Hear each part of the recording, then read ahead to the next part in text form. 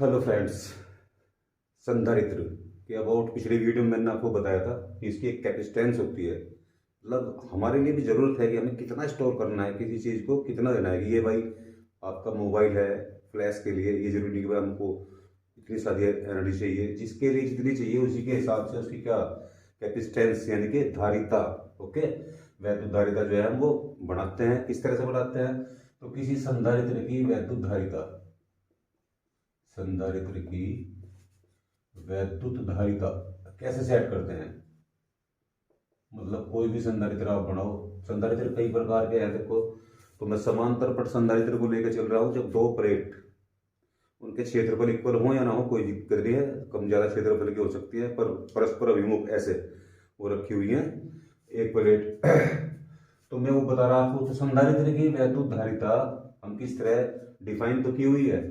यदि आवेश Q हो, यदि प्लेटों पर आवेश Q हो और प्लेटों के बीच विभवांतर, प्लेटों के बीच विभवांतर का पता हो हमें, तो यही चीज है, बस इससे निकल जाएगी।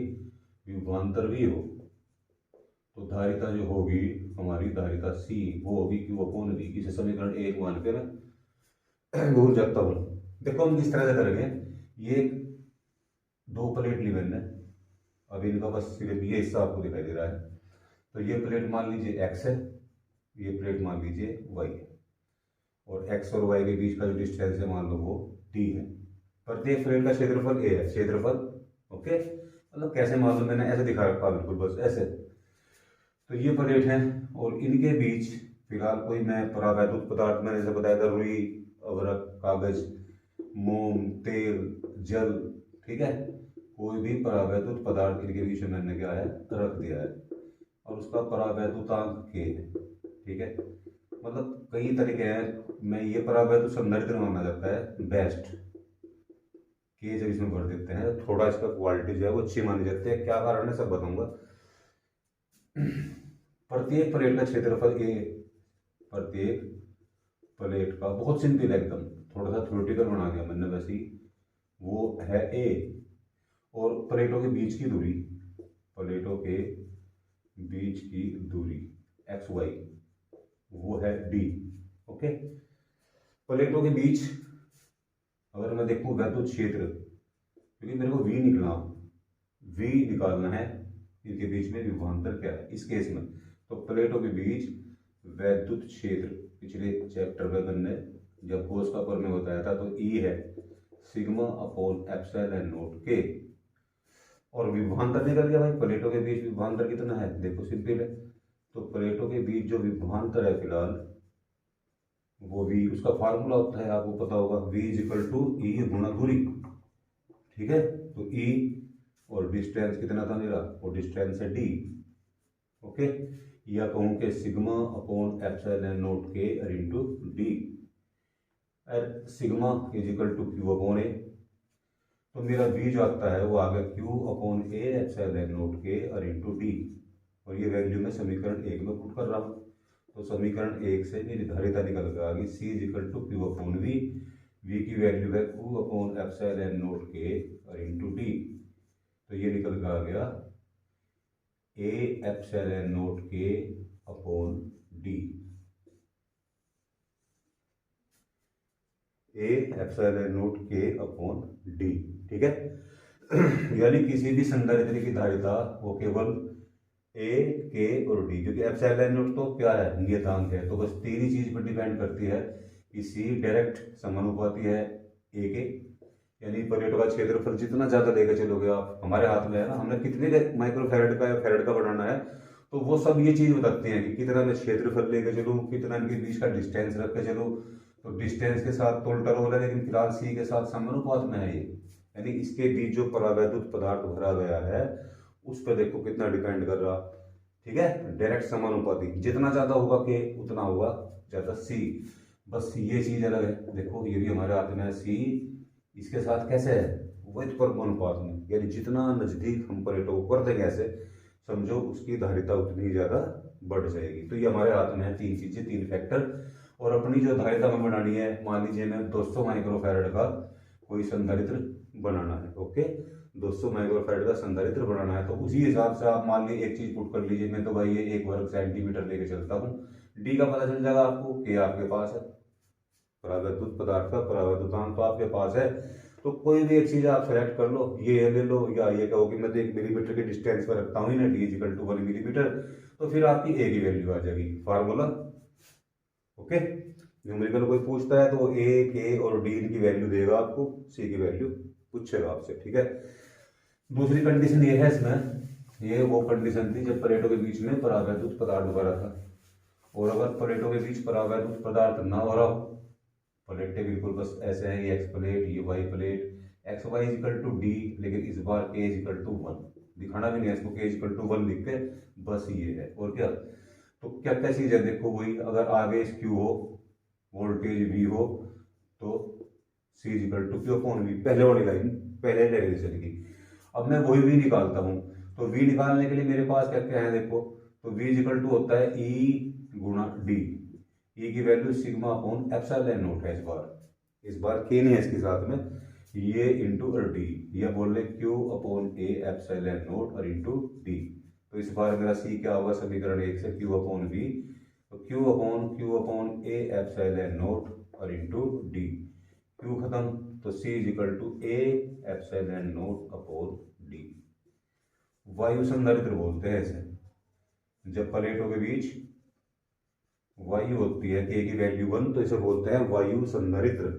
और वो जो मैंने पहले बोला था उसको बोलते हैं परावैद्युत संधारित्र। जब प्लेटों के बीच परावैद्युत पदार्थ भरा था तो के epsilon not a upon D formula था, और वायु संधारित्र को थोड़ी देर के लिए सी नोट से रिप्रेजेंट कर दिया मैंने इसकी, किसे, कैपेसिटेंस को, धारिता को, तो epsilon not upon A D, तो C upon C not is equal to K, या C is equal to K into C not. सीधी सी बात ये आई कि अगर किसी संधारित्र, वायु संधारित्र की प्लेटों के बीच आप के भर दोगे तो उसकी धारिता बढ़ जाएगी, बिकॉज के इज ग्रेटर देन 1, हमेशा या 1 है या 1 से अधिक, तो धारिता हमेशा क्या होती है, बढ़ जाती है। अगर मान लीजिए वायु संधारित्र की धारिता 2 माइक्रोफैराड थी और आपने इसमें कोई ऐसा परावैद्युतांक भर दिया जिसका परावैद्युतांक कितना है 5, तो तुरंत ये कितनी हो जाएगी 10 माइक्रोफैराड। तो देखिए वायु संधारित्र बनाओ और उसी हिसाब से फिर के फिट करते चले जाओ उसमें। ओके, देखिए ये फार्मूला हो गया ना, सी इज इक्वल टू के एप्सिल सॉरी के सी नोट, तो ये बना कर रखा हुआ है हमने वायु संधारित्र, उसकी प्लेटों के बीच क्या 2 माइक्रोफैराड का था सी नोट, कितने का 2 माइक्रोफैराड का, मेरे को 10 का चाहिए तो के इज इक्वल टू 5 ले लूंगा, मेरे को तो 12 का चाहिए तो के इज इक्वल टू 6 ले लूंगा, मेरे को तो 100 का चाहिए तो के इज इक्वल टू क्या लूंगा 50, 100 माइक्रोफैराड बन गया, ठीक है। तो इस तरह से हम क्या कर सकते हैं, अपनी मनचाही धारिता जो भी हमें चाहिए कैपेसिटर बना बना के यूज कर सकते हैं उन्हें, मतलब कितनी स्टोर करनी है, कहीं एनर्जी, कहीं पे कम चाह रही, कहीं पे ज्यादा चाह रही, सर्किटों में लगे रहे अंदर, एलईडी के सर्किटों में कहीं तो बहुत मामूली सी चाहिए तो वहां उसी हिसाब के कहीं 2 माइक्रोफैराड, कहीं 300 माइक्रोफैराड, कहीं 500 माइक्रोफैराड, कहीं 1000 माइक्रोफैराड, कहीं 10 माइक्रोफैराड, ठीक है। कंडीशन में आपको बता रहा, अब परावैद्युत पदार्थ भी है और वायुवा क्षेत्र भी है, आंशिक रूप से, जब हमने इसे आंशिक रूप से भरा हुआ है के से, तो आंशिक रूप से के भरा है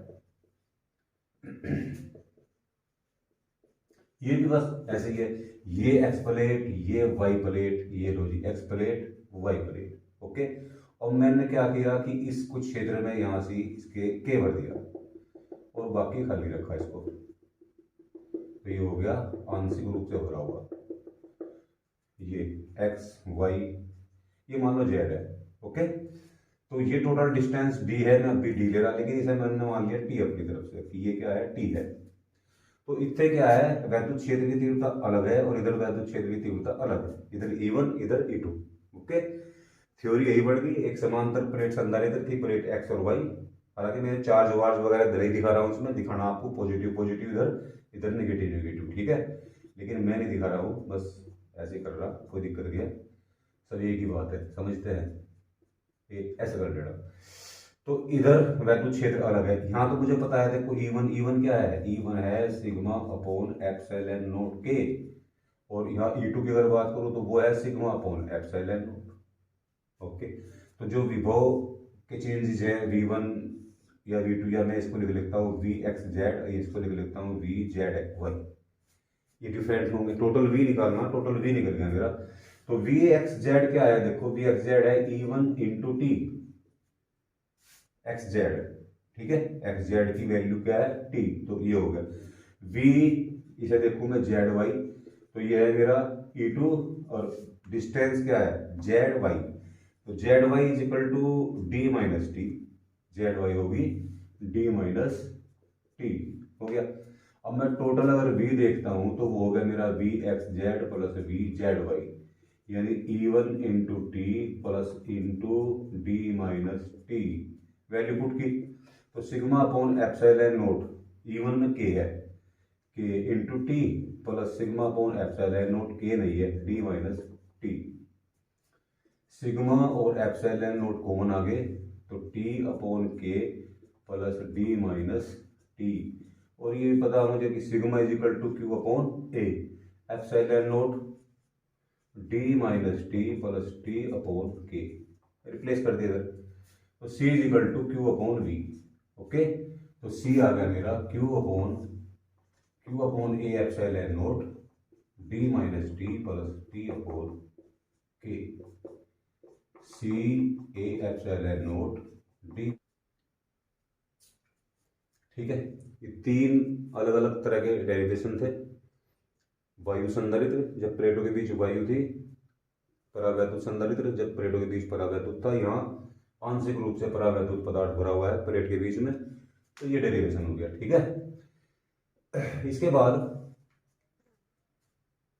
परावैद्युत पदार्थ भरने पर केवल धारिता पर तो फर्क पड़ता है, वो तो पीछे देखा हमने कि वो के गुणी हो जाती है, लेकिन उसके अंदर जो संचित ऊर्जा है या आवेश है उन पे क्या फर्क पड़ते हैं, तो उसके लिए मेरे को आपको इसके संचित ऊर्जा का एक व्यंजक कराना पड़ेगा। आवेश तो मैंने आपको बता दिया किस तरह से निकलता है, Q equal to C V, voltage कैसे निकलती है क्यू अपॉन सी, ठीक है। इन चीजों को न्यूमेरिकल में भी देखेंगे हम क्या होगा। तो मैं पहले ही बताता हूँ इस संधारित्र में जो ऊर्जा संचित होती है वो क्या होती है।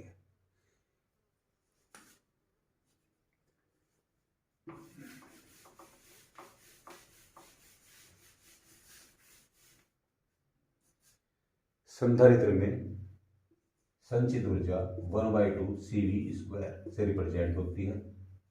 वैद्युत ऊर्जा वैद्युत क्षेत्र की फॉर्म में, वैद्युत क्षेत्र के रूप में ये जमा होती है, इलेक्ट्रिकल एनर्जी, ठीक है, 1/2 CV²। तो ये क्या फार्मूला है, फिर इसके एकांक आयतन में कितनी संचित ऊर्जा है, उस ऊर्जा का क्या महत्व है, वो कहाँ कहाँ यूज होती है, एक्चुअल में वो ऊर्जा है क्या, ठीक है। ये सब चीज, ये सस्पेंस नेक्स्ट वीडियो में दूर करूंगा। बहुत बेहतरीन व्यंजक है, खासकर एकांक आयतन में जो संचित ऊर्जा है, ऊर्जा घनत्व का व्यंजक, दो व्यंजक एक वीडियो में लाजवाब रहेगा, 15-20 मिनट, ओके। नेक्स्ट वीडियो मिलता हूँ। ऋषि पाल सिंह सिवाच पूरा नाम।